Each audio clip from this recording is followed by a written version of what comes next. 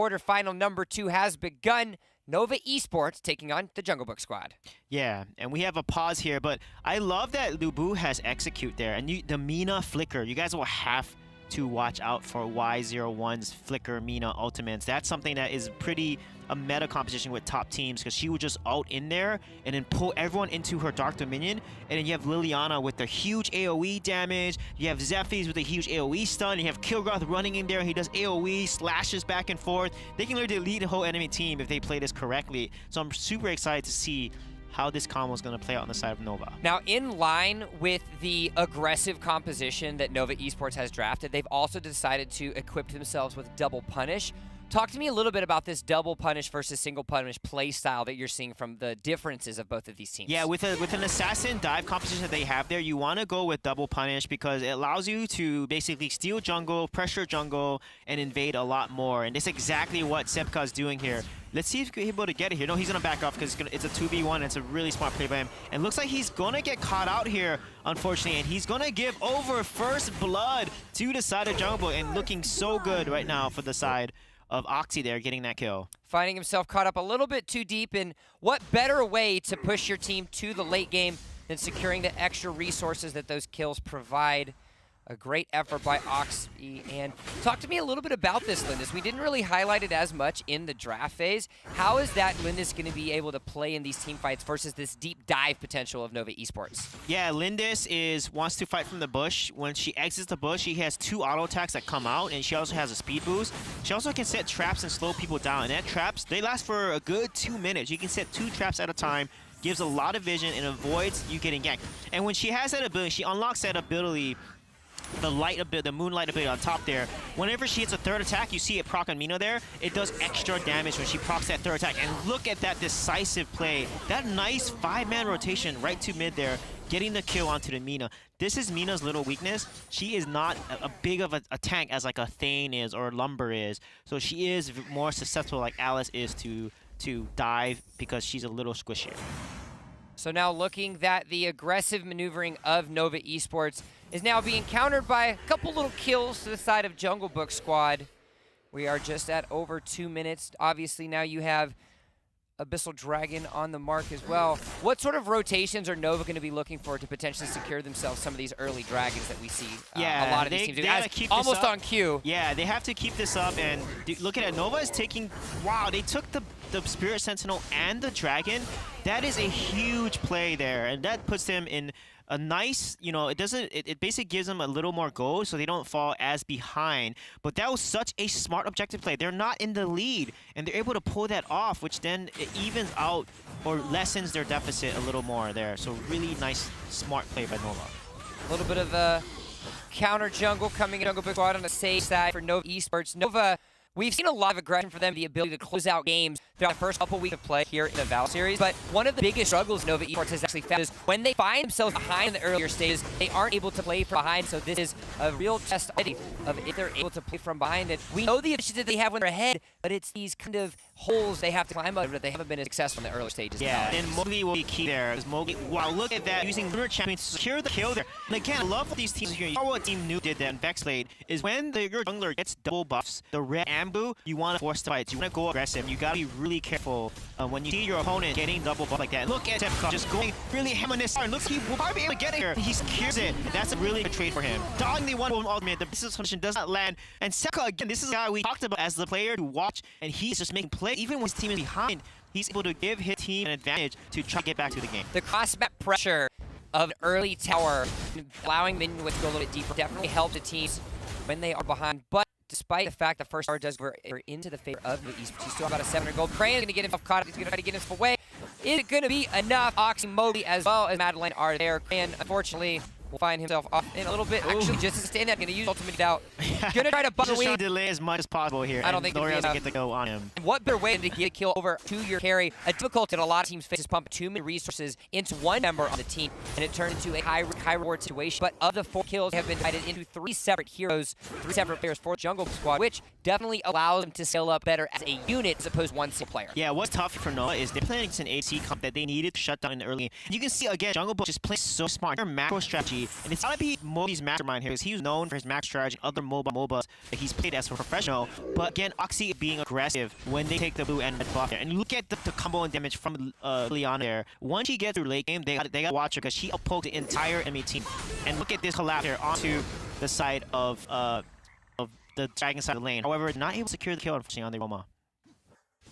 Oxy, as well as the other members of JungleBookSquad, put themselves in a fairly advantageous position already just now. But with the first Abyssal Dragon go over on Novus, have the timings done appropriately, and all 5 members are going to flow to the bot side of the map. So, despite the fact that the counter jungle pressure has flowed into the favor of JungleBookSquad, the hard objective, the towers to Abyssal Dragons now are going into Nova Esports, which is still flowing in line with the efficiency that we've seen them have for 6 minutes. Yeah, Nova's doing such a good job. You see that they are going aggressive on the dragon side of the map before the dragon spawns. That is a really smart play. It means you're exerting dominance, you're taking control of the dragon side of jungle. And as a result, a 5-man rotate onto the Abyssal Dragon. So if jungle is aware of that, they need to trade towers and objectives. Doing 5-man rotation like that, look at it, just dominating the dragon side of the map. That's exactly what you need to do to win the early and mid game, because you have control of the dragon side, and now, because of that, they're rushing the sparks there, which is a little risky if no one knows they're up to. I don't think they sim just the single was taken, so you've got clear vision over onto the side of the side jump. Seb's gonna realize there's the but the Dark Slayer will go over into the favor of Oxy. Seb will find himself in a hard rock and a hard piece of death. It's going to secure themselves a kill. Red tower does go down. It's going to be the second tower in for of Esports, but Dark Slayer in the JungleBookSquad. Yeah, now they need to take towers now. Now they need to convert this Dark Slayer into at least 2 or preferably 3 towers, which is going to give them a nice lead. They have to protect the Slayer side here, the left side of the map. No one needs to protect this tower. Looks like not going to do that. Well, they scare off the side of JungleBook and they back up there and they try to make it for mid tower here. They gotta take tower. Unfortunately, no, they clear away fast enough. This is exactly how you want to play defense. You clear the wave as quickly as possible so they cannot and do minimal damage on that tower, because when the waves are clear, these towers have significant percentage damage reduction. The higher the tier tower up, more percentage damage reduction they get from enemy heroes. So BJ, you secured yourself the Dark Slayer. You're down in a couple towers and you have a solid amount of wave clear on the enemy team. How are you going to be able to best utilize this Dark Slayer to ensure that you can continue to build other resources? Take exactly what they're doing. However, I think Nina, and although they don't have Dark Slayer, Nova should gauge. Chunner used his ultimate. It is not up. Case protection is not up to protect the team. So Nina can flicker in there and use her ultimate. They can actually turn around and win a fight really easily. However, Nova doesn't want to take that risk. You know, jungle has a Dark Slayer, so they're gonna play more calculated here and just kind of stay under lane. Exactly with now Dark Slayer on. This is their time to win, but now because they waited, Chaos Protection on Moby is back up, and Chunner can then counter the Dark Domain come from Nina. Almost 9 minutes into the game. Despite the back and forth, it's still only about a 2,000 gold lead into the favor of JungleBookSquad, and even though this game is a lot slower than what we might think, considering the fact that there have been 6 kills already, the longer this game plays out, the more back and forth moments Nova versus JungleBookSquad has works in the favor of JungleBookSquad, because that's the composition they draft for. Yeah, JungleBookSquad has the ADC composition that's going to scale better in the late game. With L'Oreal and this, L'Oreal late game is going to do so much work on the composition of Nova. So late game now, they need to focus on L'Oreal. You know, she's getting her items, she's getting her build. If they can taunt her and catch her off guard, they can do a lot of care.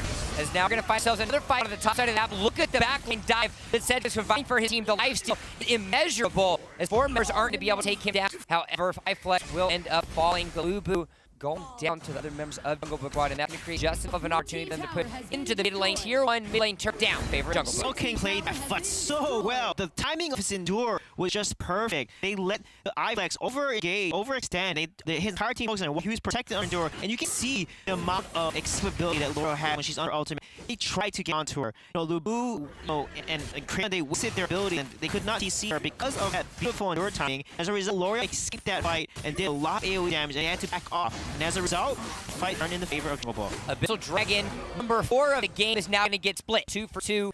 JungleBookSquad and Nova Esports.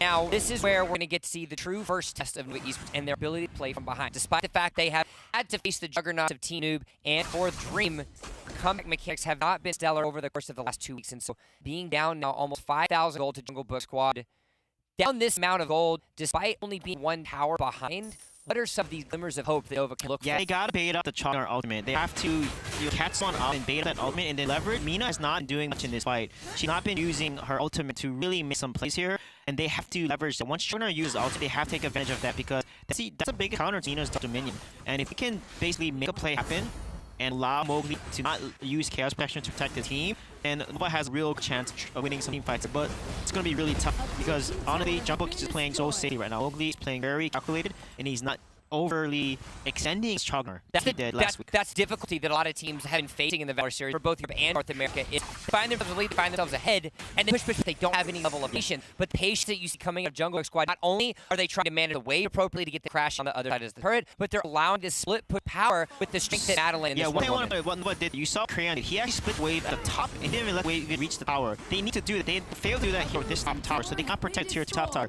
They protected the tier 2 middle tower because of how they cut the wave above the tower. But because not cut a wave here, getting power is gonna probably lose the tower right here. Lots of AD on the side of JungleBookSquad. Ox is gonna end going ultimate 3-0-4 for Linda thus far. Tier 2 mid lane turret ends up going down. 0-1 will find out falling as well. Flicker's not gonna be enough for 0-1 as now Onslaught continues on the mid lane. Double kill end up being in. Look at that damage that Ryoma is filing off. It ends up being a triple kill for Oxy.